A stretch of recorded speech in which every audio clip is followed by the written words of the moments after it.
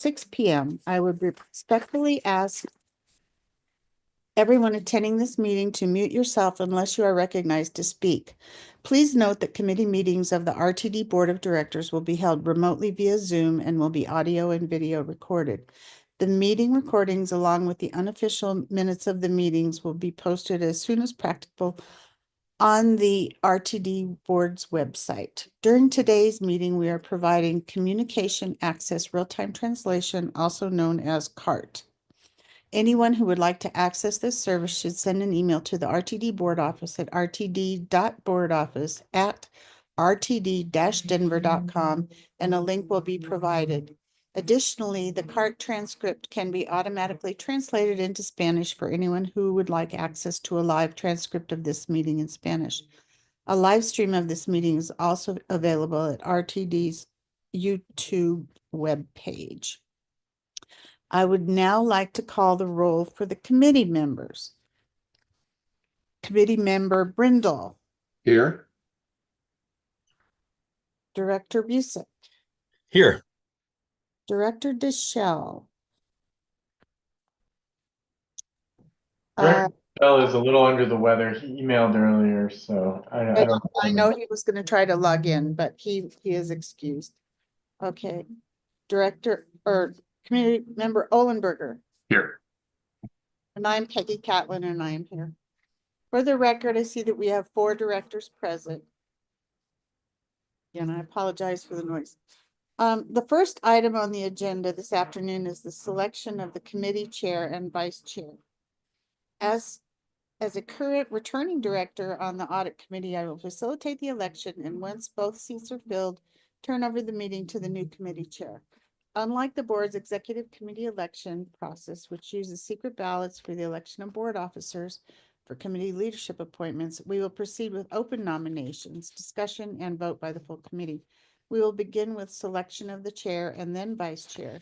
We will allow up to 3 minutes for those members who nominate a candidate, those seconding nominations, if any, and any other members who wish to speak regarding the candidates to speak. I will then call for a vote, and the candidate with the most votes will be appointed. If only one member is nominated, the committee may proceed by acclamation, and that member will be appointed. Any member of the committee is eligible to serve as the chair or vice chair, and that means either external members of this committee or board members. Mr. Kroll, given that we do not have 5 members present, I'm not quite sure how the vote needs to go. Yeah, it would still be a majority, so you would still need 3. Okay. That wanted to clear that up. I do not see any other RTD directors present in this meeting, but we are joined by our external or our internal auditors, as well as our GM CEO, Deborah Johnson, and our CFO, Doug McLeod, and our general counsel, Melanie Snyder. So thank you all for joining us. I will start by asking for nominations for the committee chair. Are there any nominations? Don't all speak at once. Well, I might exercise an acting chair's privilege and nominate John Olenberger. I appreciate the nomination. Jim Brendel and I had actually talked about it a little bit before as to if either one of us were interested in it, and I think I just have too much going on right now, and so I'm going to respectfully decline that. I know we're not at this point yet, but Jim did mention interest in being vice chair, but that still leaves us looking for a chair at this moment. But again, I do appreciate the nomination, and perhaps in a future year, that's something I would be interested in. Thank you for that, John, if I can talk by your first name. Yep. Okay, well, I'm going to nominate then Director Vince Busick. Thank you. By default, I will accept that nomination. Thank you. Is there a second? I'll second. All right, thank you, John. All right. Are there any other nominations for chair? Well, seeing none, with only one member, that'd be Director Busick, having been nominated as committee chair, I will ask if anyone is opposed to appointing member Busick to the position of committee chair by acclamation. Are there any objections? Congratulations, I guess. Committee No, chair. thank you. I'm eager. Thanks. I look forward to engaging in the work of the committee. Thanks. Awesome. I'm now going to proceed with nominations for committee vice chair. Yes, I would like to nominate Mr. Brendel for vice chair. is there a Second. second? Okay, Second. all right. Are there any other nominations? Okay, with only member Brendel having been nominated as committee vice chair, I will ask if anyone is opposed to appointing member Brendel to the position of committee vice chair by acclamation. Seeing none, I'd like to congratulate committee vice chair Brendel on accepting this position as committee vice chair and look forward to working with both of you in the year ahead. Thank you. I'm going to turn it over now to Committee Chair Busick for the rest of the meeting. Thank you, Director Catlin, and thank you all for your encouragement and support. So let's move on. Next on our agenda is public comment, I believe. I'd like to open public comment to anyone who would like to address the committee regarding any topic listed in the published meeting agenda for the current and immediately preceding month. If you wish to speak and have not already done so, please either raise your virtual hand or press *9 on your phone. During this time, the committee will not offer any direct comments or responses. However, if you would like to be contacted regarding your public comment, please email the RTD board at rtd.directors@rtd-denver.com. Mr. Kroll, are there any hands raised or anybody in the queue for public comment? Committee Chair Busick, there are no hands raised. In anticipation of your subsequent question, no emailed comments were submitted in advance as public comment for this meeting. Okay, with no comments virtually or no written comments, we were going to close the public comment period at this time. Next is external entities reports. I believe there's one external entity report on the agenda. That is the external auditor pre-audit communications. I'd like to ask Doug McLeod, Chief Financial Officer, to introduce this item and our guest from Plant Moran. Thank you, Chair Busick, and thank you to the entire committee, especially our external members, Mr. Ohlenberger and Mr. Brendel, for volunteering your time. Very much appreciated, and welcome to a new year. I'd like to introduce Pam Hill, who is a partner with Plant Moran, RTD's external auditor, as well as I believe, Pam, you have Amy Tidar, a audit manager with Plant Moran. Really want to thank them in advance. They've done a superb job for RTD over the past almost 5 years now. So I want to thank them in advance of their presentation, but they do have some required communications for the committee. Pam, the floor is yours. Great, thank you so much. Thanks for having us here today. We're excited to talk about our plan for the audit. I know we've had a few conversations with several of you over the last couple of months. But we will actually begin our audit work here soon. I'm going to have Amy share her screen so she can see the presentation, which I believe was in your packet as well. But maybe just for simplicity sake, so we're all on the same page. All right, so Amy, you can skip to the next slide. This is just a quick agenda of what we plan to cover today. So actually, if you want to maybe go to the next one.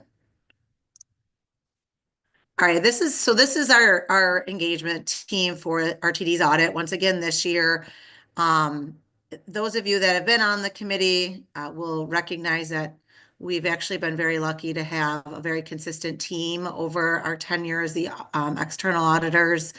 And especially me, Amy, and Chris, we've all been on RTD's audit since we became your auditors. As Doug mentioned, this is our 5th year with you all. And actually, Hunter, who will be the senior this year, he's been on it since he started with the firm as well. So I believe this is his 4th year on it. And all of your team members are specialists from Plant Moran's National Transit Team, and all of us do work with a significant amount of transit clients across the country. So bringing nothing but the best experts for you all here at RTD. All right, next slide. So we thought maybe we could just briefly touch a little bit. We know that Matt and the internal audit folks are on this call, but we thought maybe we could just spend just a brief second focusing on what the main difference is between the external audit that we're doing and then what you hear from Matt on a quarterly basis and what they do from an internal audit perspective. So kind of just a quick refresher, the internal audit, they're really focusing on obviously the internal operations, contracts of the district, etc. Whereas the external audit is really focusing mainly on the financial statements. And you'll see as we go down that list of kind of what's included in our scope, but the majority of our testing relates to your financial statements and then the compliance with your federal spending as well. So we don't specifically test operations, but we are testing the numbers that comprise the financial statements as well as the internal controls related to how those numbers kind of came to be. We are also testing internal controls over compliance with your federal grants, and we are expressing an opinion on those internal controls. So I would also like to bring up, though, if we do note any best practices related to operational items or just things that we think we're seeing at other clients or just within the industry, we do always make those recommendations to management throughout the year and at the end of the audit. So we will continue to do that as just kind of a best practice thing. The other thing, obviously, both the external and the internal auditors, we do both report up to the audit committee and then ultimately the board. So we are hired by you. We are directly reporting to you as the audit committee. So that's just kind of a broad view. If anyone has questions too, as we're going through, definitely feel free to stop us. But the scope of the audit, we actually do spend over 1,000 hours every year performing the audit. It's as you know, your numbers are very large, so it's not a small scope, that's for sure. But we do perform the financial statement audit, as I mentioned, auditing compliance with federal dollars. We do perform work that the board has asked us to do related to the compensation of the general manager, as well as a required report that the FTA requires for the National Transit Database report that RTD submits to the FTA. And then a separate salary trust audit is performed by a separate Plant Moran engagement team. And as you'll recall, that fiduciary fund does roll up into RTD's financial statements. Okay, next slide. So just to talk a little bit about the preliminary timeline. One thing we don't have on here is actually, probably Doug and Byron can attest to this, we really never stop auditing or communicating, I should say. So once the year-end work is done, so when we finished your audit last year in May, we've been in constant communication with RTD's team throughout the year. And I really think that communication helps to make the audit effective and efficient, because we've been able to get into some kind of unusual things that have happened at RTD throughout the year, kind of both come to an agreement on how those transactions should be recorded. And that really does help to make year-end field work and timing go as smoothly as possible. We did perform some interim procedures in December. So we spent some time doing some federal compliance testing, looking at internal controls, and some planning items as well. And we are really through our risk assessment phase at this point and are ready and raring to go on the audit a week from Monday. So we will be out in RTD's offices starting on Monday for 2 weeks. And then we perform about a week or two of testing remotely and wrapping up with RTD's team as they prepare the financial statements and have them to for us to our review, usually about the last week in March. So we review those, give comments back, and kind of go through the final processes in April. Usually we're aiming to issue in May. I know those of you that have been on the committee are familiar. We've had some delays in the past with the salary trust financial statements, as sometimes the information that is needed from a third party to complete that has been a bit delayed. And so continuing to work with RTD's team and the board of salary trust to try to be as proactive as possible to push those along. And so further communications will come on that as we work through that if it does affect timing. But I believe we've always presented at the July Audit Committee meeting. So usually, you know, we've always been done way before then. We'd like to be done earlier, but a lot of that just kind of depends on some of these third-party factors. All right, and then next up, I'm going to turn it over to Amy, and she's going to talk a little bit about some of the required communications and the rest of our plan. Amy? Thank you, Pam. So as Pam said, I'll be going over our required communication to you all as a member of the Finance Committee. This is kind of in summary of a letter that will eventually be distributed. So this will all come into you via that letter as well. Essentially, we went over the scope of the audit, but just to revisit what our responsibility is, that would be to express an opinion about whether the financial statements are fairly presented in all material respects in conformity with U.S. generally accepted accounting principles. So our audit of the financial statements does not relieve you or management of your responsibilities. There is a new accounting standard this year, GASB 101, which is focused on compensated absences and how that is calculated and recognized in the financial statements. We've been working with management to implement this standard. Just as a side note, as a result of adopting the standard, you may see an emphasis of matter paragraph within our auditor report, but that would just say we adopted GASB 101 and our opinion is not modified with respect to that matter. Moving into our audit plan, first, in order to plan an effective audit, we really must identify the significant risks of misstatement in the financial statements as related to RTD. So during our brainstorming session on risk, we really came up with 3 main risks to address. The first being management override of controls. This is a standard risk you may have seen and you will continue to see year over year. To address this particular risk, we'll test journal entries recorded in the general ledger and other adjustments made in preparation of the financial statements. The second risk here is the proper recording of revenue. So at RTD, a large portion of revenue comes from federal grants. Given this, there's also a risk in the accuracy and completeness of the schedule of expenditures of federal awards, or you may hear the term SEPA for that.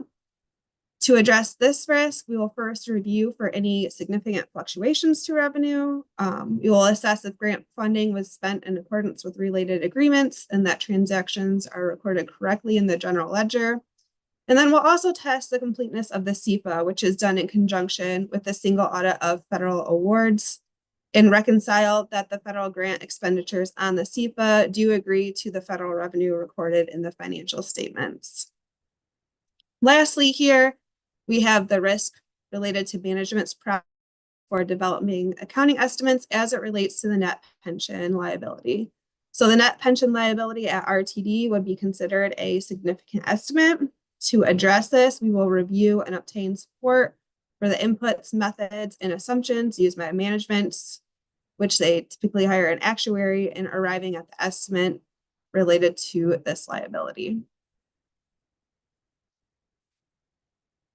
We'll move away from those meaty risks here and just give some more overall information on our audit plan. So Pam did kind of touch on this briefly, but as related to the financial statement audit, We'll gain an understanding of accounting processes and internal controls, and then we'll confirm our understanding of those items through observation and inspection procedures. For the financial statement audit specifically, we will not express an opinion on the effectiveness of internal control over financial reporting, but although we're not expressing an opinion on it, we still will communicate to you any significant deficiencies or material weaknesses that we may identify in connection with our audit. And then lastly, the last bullet here is just talking about how materiality is inherent in our work.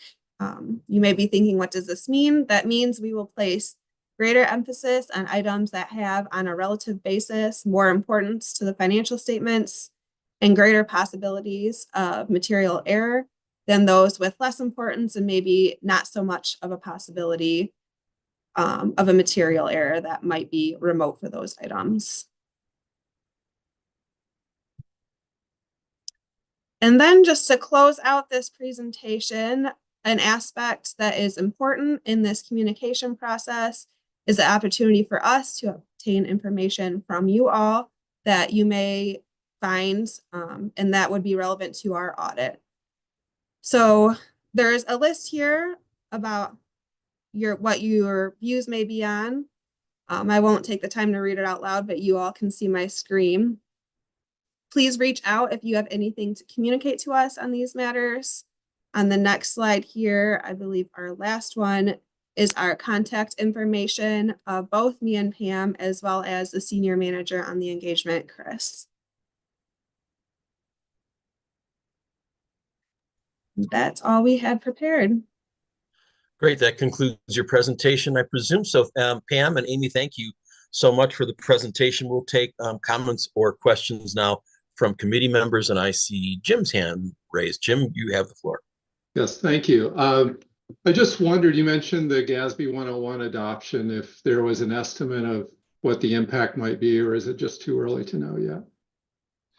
So I'll speak first, and then Amy, feel free to jump in, as I know you've been in the details with management and staff. We don't anticipate there being a material impact at all. My guess is, if anything, it'll be less than a few $1 million, if that. But I know they are still working through that calculation. But again, I don't expect it to be a significant adjustment, as you already are recording a liability related to this accrual. It's just kind of tweaking what you have to consider and what gets included and kind of how it gets estimated. So it's not like you're adding something brand new onto your balance sheet. Thank you. Great. John, you're up. Thank you. I had a question about the agreed upon procedures for the GM compensation. We may have come on as an audit committee, or maybe I just don't remember this from last year, or maybe you only do it X number of years, but could you talk a little bit about what those procedures are and the reason behind them? So I can talk about the procedures, and then maybe Doug, if you'd like to talk a little bit about the reason behind those. So they're actually pretty straightforward procedures. So it's set up as an agreed upon procedures report. And in essence, at a very high level, what we're doing is taking Ms. Johnson's contract and agreeing that to what she got paid for the year.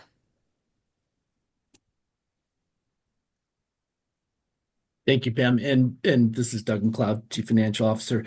Great question. The reason that we do this procedure, these agreed upon procedures on the general manager contract, we've done it yearly since, I believe, 2008, approximately. I'm not sure about that year, but it preceded about 3 or 4 general managers ago. There was a state audit that occurred, and the state auditor's recommendation was that the external auditor perform an evaluation to ensure that the contract matched up with the compensation. I believe that's fairly standard in many agencies throughout the state, just to ensure that the compensation, there's nothing that's being paid or it's something of value going to the general manager or the leader of the organization that's not within the contract confines. Okay. Thank you. Thank you. And does that answer your questions? Yes. Okay, good. Thank you, Mr. McLeod. Any other questions or comments from committee members? Great, seeing none. Thank you again for the presentation, and we'll move on next to our recommended actions. We got one recommended action on the agenda this afternoon, and that is the external auditor scope of work summary, approval, and contracting authorization.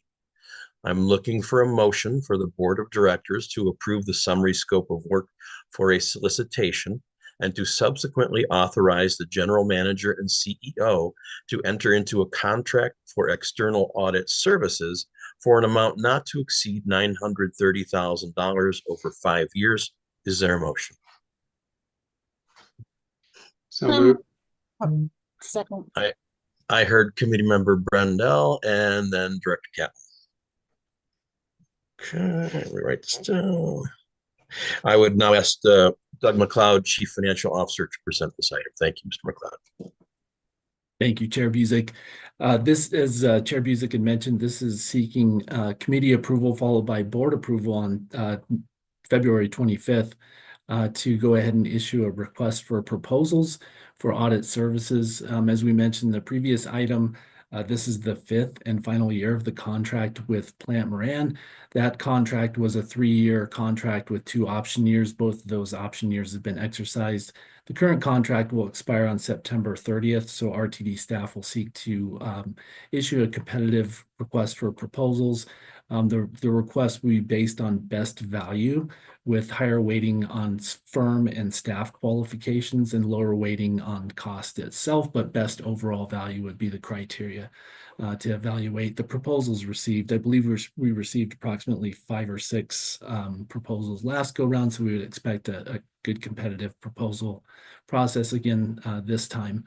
Along with that, we're also asking for approval of the scope of work, which has been included in the packet.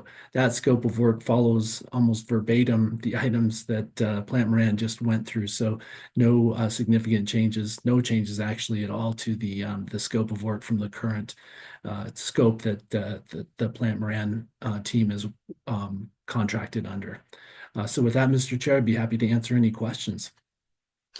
Great, thank you, Mr. McLeod, and you answered my question. So at this time, I'll ask any other committee members and other directors who have questions to raise your virtual hands. And for those calling in, wish to speak, press star 9. And I see committee member Brendel.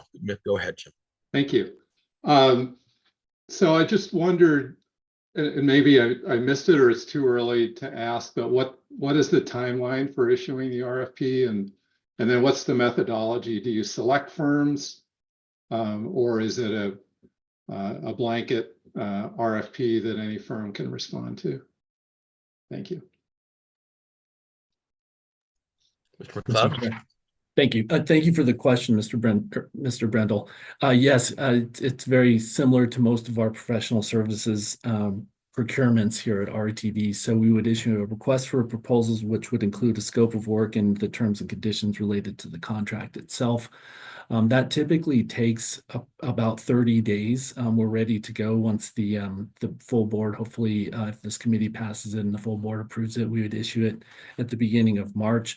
I believe we'd have it out there for approximately 30 days. Typically, what we do is we have a list of most of the audit firms that we would send it out to ensure that they saw it. Also within our procurement process, we have the ability for audit firms or any firm to sign up to get notices when new procurements come out. So it's a pretty robust process where we feel we have a pretty wide reach. From there, there's a time period that allows the requesters to propose, typically, probably 2 months for the whole proposal process. Those proposals are evaluated if they're deemed to be responsive to the actual request through our contracts and procurement process. If they're responsive and they provided the correct documents and signed off on certain information that we require in our contracting process, there's usually a small team put together, and it will be financial people on our end, our senior manager of accounting, probably myself, CFO, and a couple other people that might be involved in those aspects that have that background would evaluate the proposals. And prior to that, there's an established criteria. So as I mentioned, it's usually firm qualifications, staff qualifications, and then cost. The cost bid remains sealed, so the evaluation team does not see that. And the proposals are evaluated based on the criteria established for the staff qualifications and the firm qualifications. Once those scores are compiled, the cost estimation from contracts and procurement is added into that equation, and then each section is weighted according to the weighting. I believe last time we weighted at 40%, 40%, and then 20% for cost. So it's weighted in that fashion. Then the best score is, the scores are discussed, and then a determination is made if that is the firm to move forward with, the top scoring firm, and then we go from there into the contractual process. So that's kind of it in a nutshell. Sounds good. Thank you, Mr. McLeod. I see Director Catlin's hand up. Director Catlin, you've got the floor. Thank you, Chair Busick.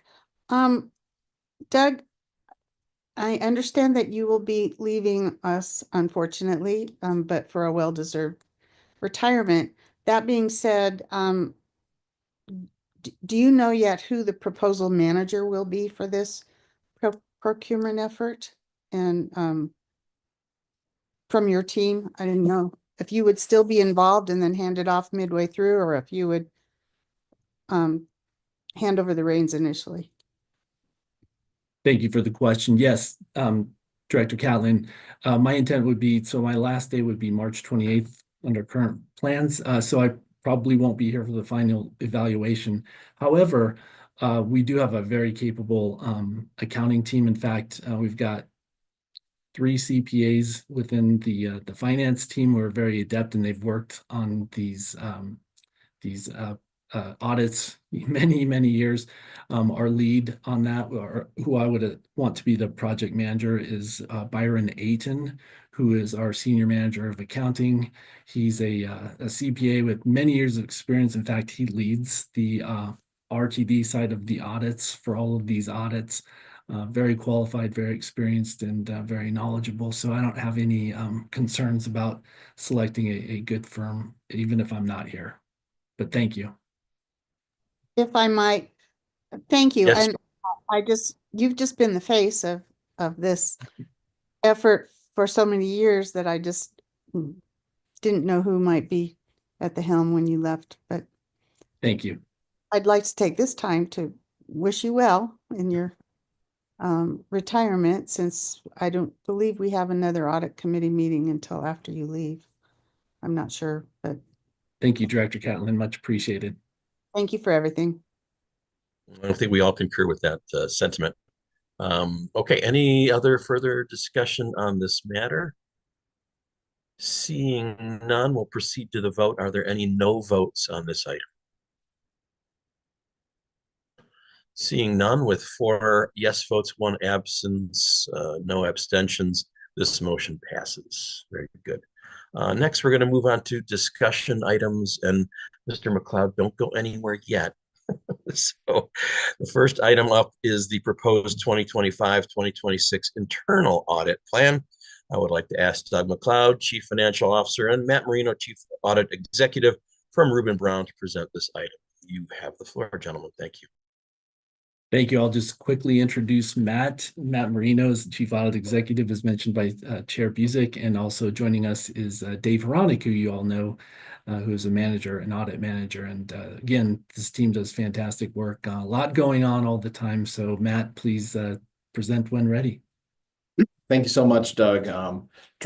Committee member Catlin, Doug does not get off that easy. He does get to do one more audit committee meeting before he officially retires. So I know everybody will be excited about that.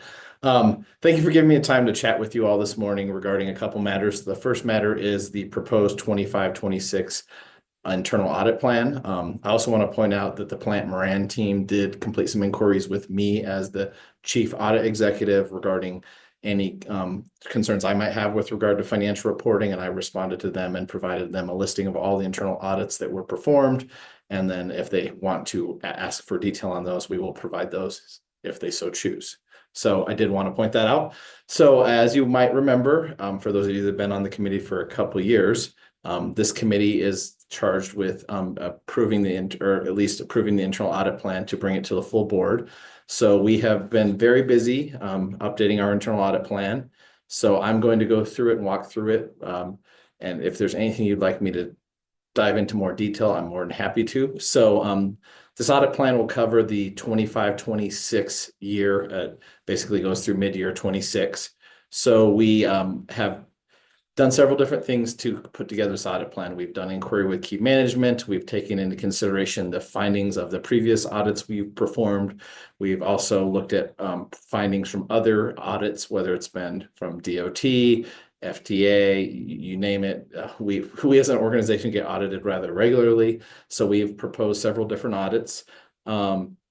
You'll see on the slide here, I'm hoping you're all seeing the slides. I'm not seeing anybody screaming that they're not seeing the slides. So the project audit, the audit project title, a scope description, a business area, the rationale why it was selected, how it aligns with our strategic priority, and a planned timing and a budget for approximate budget to complete the audit. So I'll kind of walk through those at high level.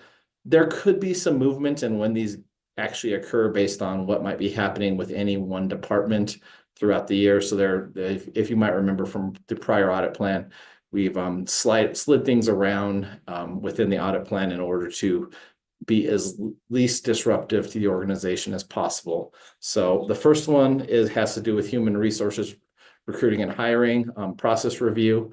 So this should be occurring pretty much now. And so that's really been a key thing. We as an organization are really investing in people, and part of investing in people is hiring them. And so that's why that was selected. It was also identified in the Colorado State Audit Report. So we're looking to address some of the concerns that other auditors have brought up.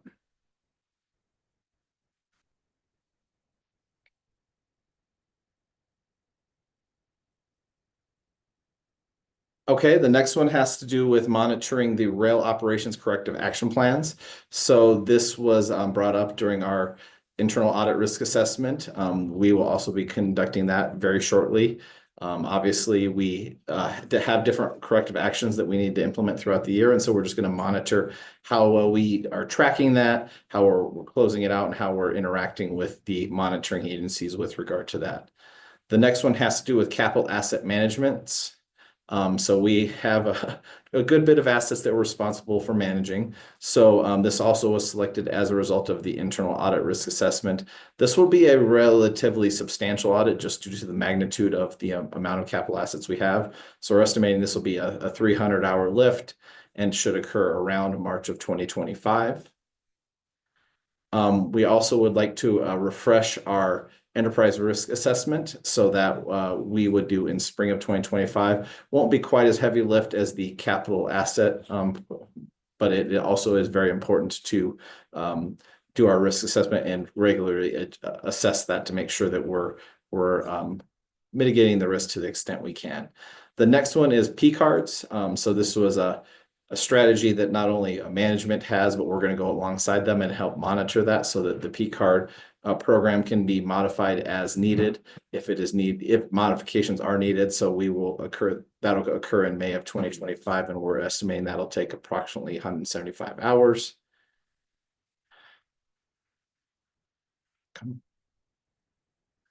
Okay. The next one is the board of directors expense reimbursement. So there is a policy whereby board of directors can get reimbursed for expenses that are incurred. And we're just going to measure how we're adhering to our own policy. And so that is going to occur in June of 2025. And we're estimating that would take about 100 hours. Next one is the parts inventory. And so that one is we have a lot of various parts for our different things that we have to do maintenance on. And so this was also brought up as part of the internal audit risk assessment. Obviously, it covers multiple business areas and it does have an impact on financial success. And that would be about as not quite in magnitude as the capital assets, but still pretty large in magnitude as far as audits go. And then chart of accounts, we're going to look at the chart of accounts and the procedures for adding, deleting, and modifying accounts. This is especially important as we move towards a new ERP at some point in the future. We want to understand how that all occurs so that when we do get there, we have all of our policies and procedures buttoned up and aligns with where we needed to go as an organization as far as clear and seamless financial reporting. I've been talking for a little bit, so I want to stop and make sure there's no questions. I haven't seen any hands firing up, but I know I've covered several topics pretty quickly. Thanks. Does that conclude your presentation? No, I have more, but I know I don't want to go all the way to the end, and then there's just a good amount here, so I figured it was a good break point. Sure. All right, so I see Committee Member Olenberger's hand raised. Mr. Olenberger, go right ahead. Well, as long as you're asking for questions as you go, I was just wondering with the Board of Directors expense reimbursements, what are we talking about there in terms of an annual spend on board member reimbursements? And what type of items would be included in that? It would be sometimes there's flights and other things going to conferences and so on. There's adherence to when it should be turned in and whether it's within compliance with the policy of so many weeks after when the expense occurs in order to, it's not only probably quantitatively not crazy material, but it is one of those things that if there were something, it qualitatively gets the headlines. And so we want to make sure we understand that our risk there and address that accordingly. And do you have an idea of what the annual spend would be? I would not be able to speak offhand on that. No. Okay. Or perhaps management? I see our Board Office Executive Manager, Jack Kroll, with his hand raised. I think he might have that answer. Director Catlin, is it okay if I go to Mr. Kroll first? Sure. I was just going to say that each director has a budget, and Mr. Kroll can speak to that. But Great, thanks. Mr. Kroll? Yes, thanks for the question. Jack Kroll, Executive Manager of the Board Office. Not every director expends the full amount of their funds, but each director, per the board's expense and reimbursement policy that the board sets and was last updated in November of 2023, each director is allocated $4,000 for local expenses necessary for the conducting of RTD business within the district. And then because continuing education is a priority for the board and continuing to develop each board member's awareness of issues facing transit agencies, each director is also allocated $6,000 for travel expenses to attend conferences that have to be approved in advance by the chair of the board. And then a recent change we made in November of 23 was to specifically state the amount of conference registration fee support each director would receive. That is roughly $1,800. And then the last bucket here is the monthly IT expenses. So directors are eligible for reimbursement of up to $140 per month for monthly IT expenses related to cell phone, internet, etc., so that they can conduct the duties of their director offices. Thank you. Thank you, Mr. Kroll. Any other questions or comments at this time? I had a quick question, Matt, if I could. Under the column marked plan timing and hours, is the date, the June, July, September, is that the date that these processes will begin, or will they be concluded within that time frame? That great question, Committee Member Busick. It is when they are going to begin. So they will hope to report as quickly as thereafter, but that is when they are slated to be audited, basically. Sounds good. Very good. And I don't see any other questions or comments, so you may continue. Thanks. Thank you.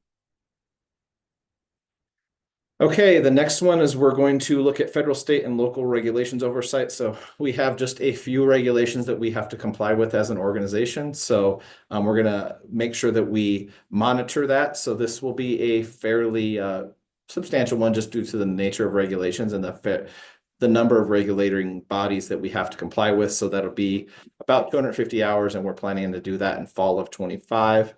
The next one has to do with transit police. So we'd be looking at the police manual, ensured has developed emergency operations plan and so on. This came out of the internal risk assessment. We're hoping to do that in fall of 25, in hand with the police department to make sure that we're following all best practices and just as a regular monitoring function. Next one is infrastructure facilities preventative maintenance. So I know the organization is really moving out of we've moved out of the construction phase and we're more in the maintenance phase as an organization. And so really, I know most departments are working towards becoming very proactive. And so we're going to make sure that we monitor how they might be doing that. And so this would be happening late 2025. And so this would obviously hit community value, customer excellence, and so on. So it's very important that we have a well-maintained system so that we can stay safe, on time, and deliver excellent service. So the next one is we do contract for information technology support with several organizations outside of the district. So we're going to review how that process works and just make sure it's working to the best of its abilities to service the organization highly. So we would be doing that very early of, I just noticed typo, January of 2026. So apologize on that. Staff scheduling and extra shift. So this is looking at how we are utilizing basically extra shift or overtime, and is it outside of the norms in any one area of operations, and obviously there are areas where we're aware that it is necessary and so on, but we want to make sure that we are monitoring that and communicating to the appropriate parties that we don't overwork our team, but we also monitor the fiscal impact that might have. And so that came out of the internal audit risk assessment, and we would look to do that in March of 2026, and that would be in approximately 200 hours. And then service scheduling, always a hot topic to look at. And so we would be looking at that in May of 2026. And then just a few more here. Yes, I see a couple hands flew up, so I'll stop. So Great. Let's take some of the questions. Director Catlin, you're on.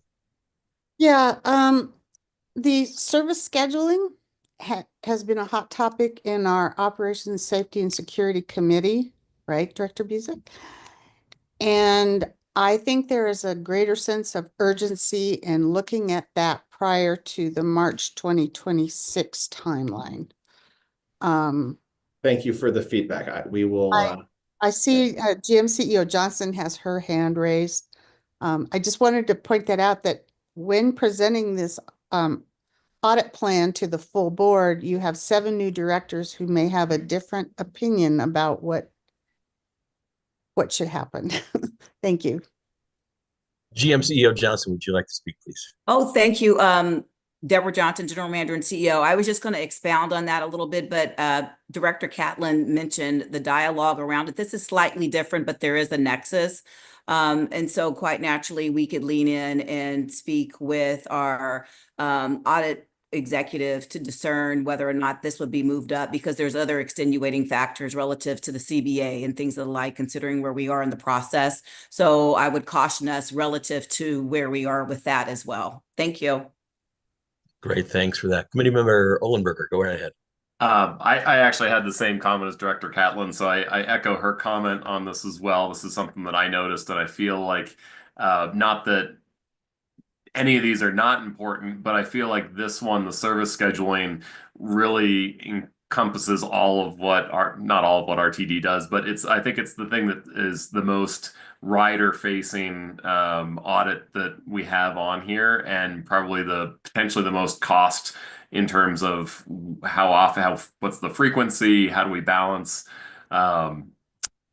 service to the riders with the cost and frequency and all that. So I just, for those reasons, it seems to me like, I mean, if I were to put this somewhere on the chart, I think I would put it above the board of directors expense reimbursements in terms of when this falls in the audit priority, so I don't know if that's something that we should talk about as an audit committee, or how that would work if we have some feelings on when things should be placed, or if there's a good reason why this should be where it currently is.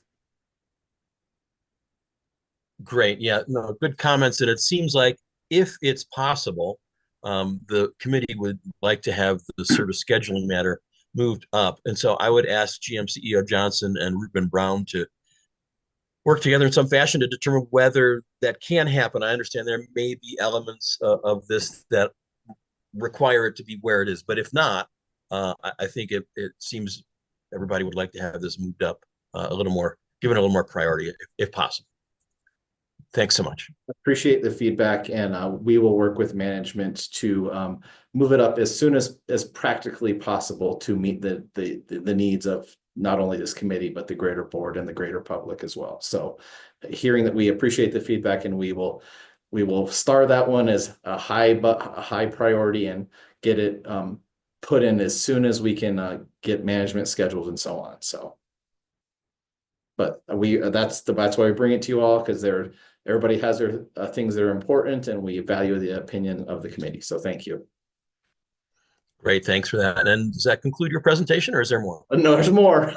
Oh, like you're killing me. No, I'm kidding. There's not as much here, so this will be a lot quicker. So some of this is following up on stuff, as well as so more of smaller scope, but things that are important. So employee training program review. So follow up on the progress towards the remediation of the management action plans.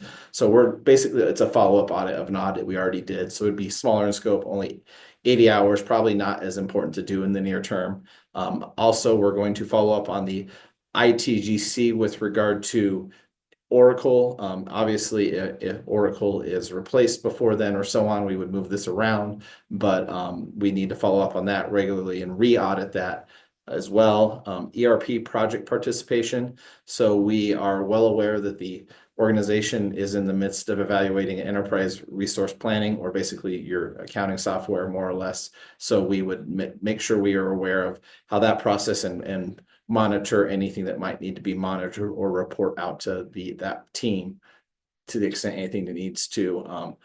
Follow up on corrective action plans. We're going to do that quarterly, as we've been doing. And then project planning administration, there's a little bit of a budget eat up there to just do the planning administration of the internal audit plan.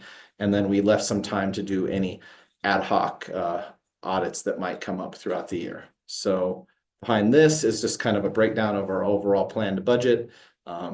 It should all reconcile, but we may adjust if scope needs to be increased in areas and decreased in other areas, as well as meeting the needs of as far as like pushing things up. It might shift it from one year to another and so on, but this is the overall plan.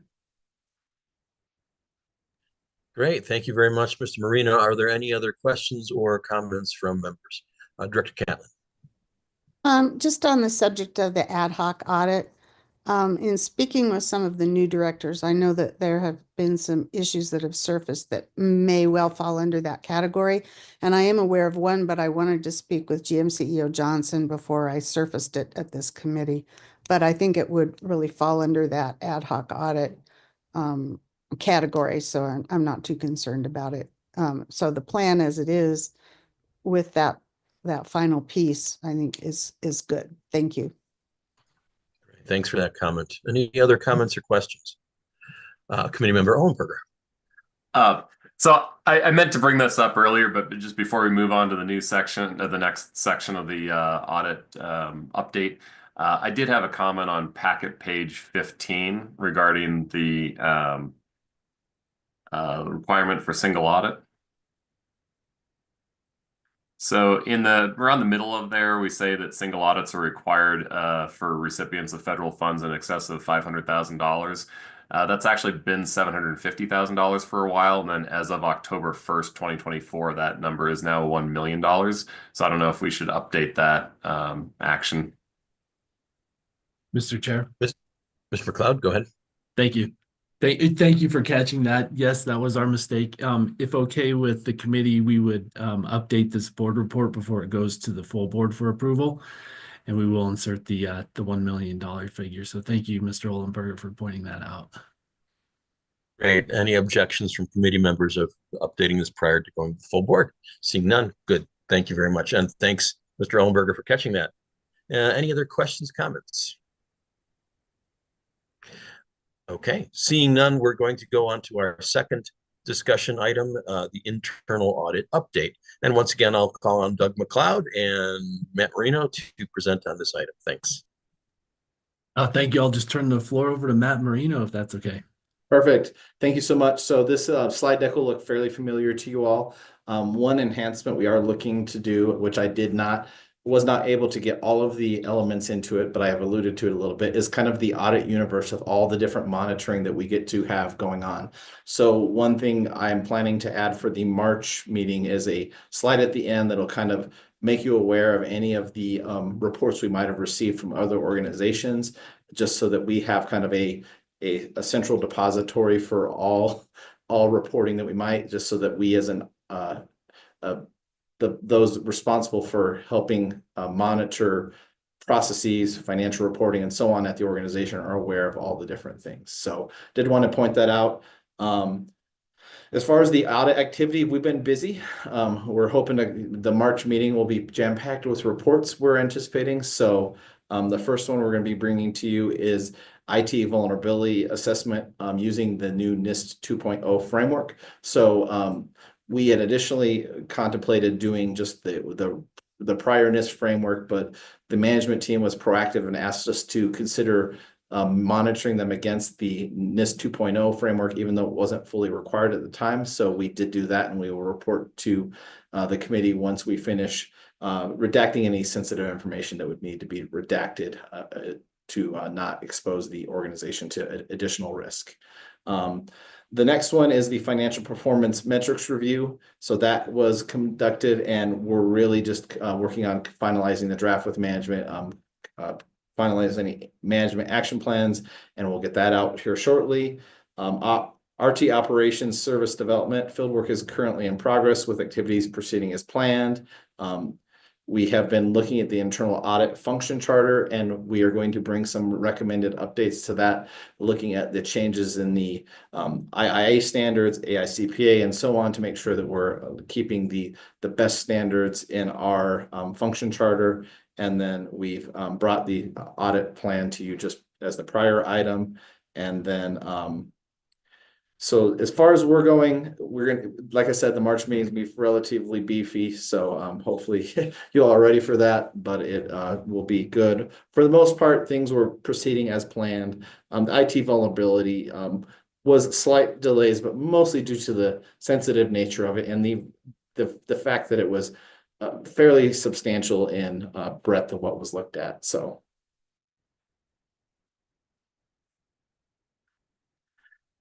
You're very familiar with this slide as well. So the green are the complete things, the blue are the things that are in process, and then the yellow is stuff that is in planning phases.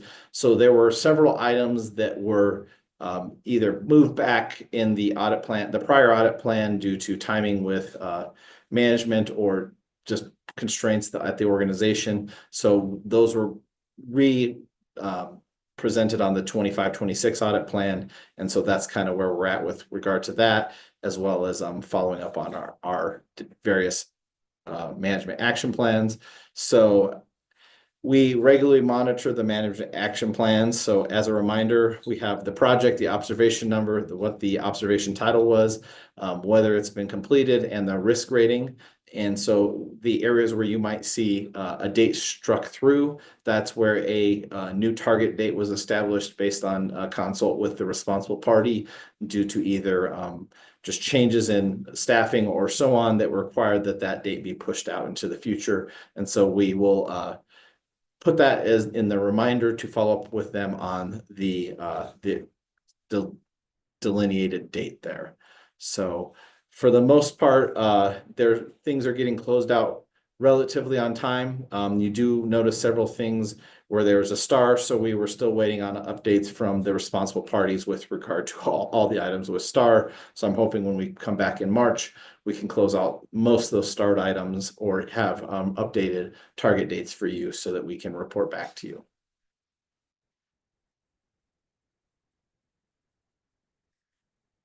Go over there, and that really concludes what I need to go over. But I see I have a hand up.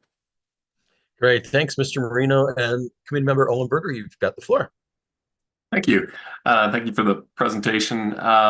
as far as the target dates go, like if we go to packet page 39, say, or 38, Yeah, 39, yep, all yep. around there. Yep. Couple of questions on those. So I get a little bit concerned when I see things that are bumped out like a year or so, and where's a good one?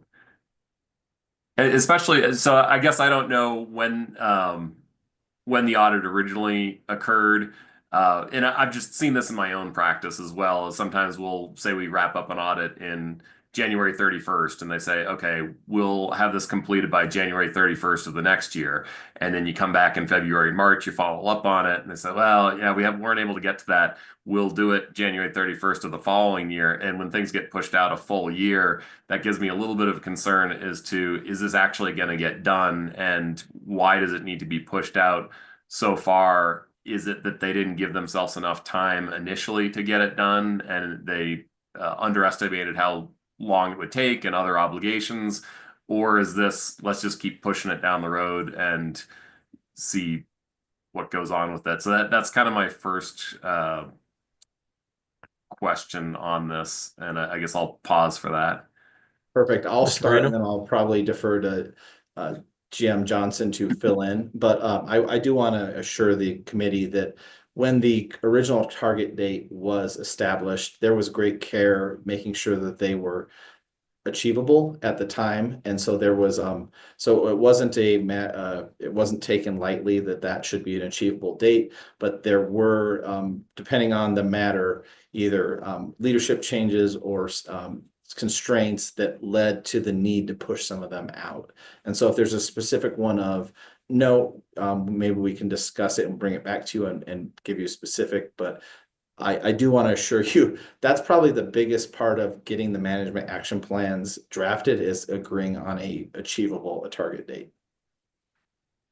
Okay. I think I just want a general awareness of this and make sure that it's not something where all of our recommendations are being pushed out for completion, and that things are getting done and getting done in a time frame commensurate with the level of risk for each item. Great. GM CEO Johnson, you have the floor.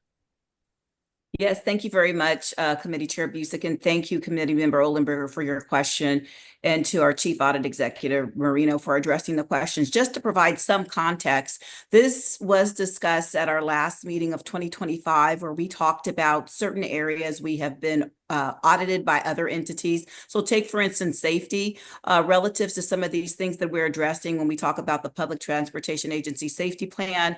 Just in the spring, there was a modification to the rule that came out via the federal government that was passed through our state safety oversight agency, in which we needed to comply with, for instance.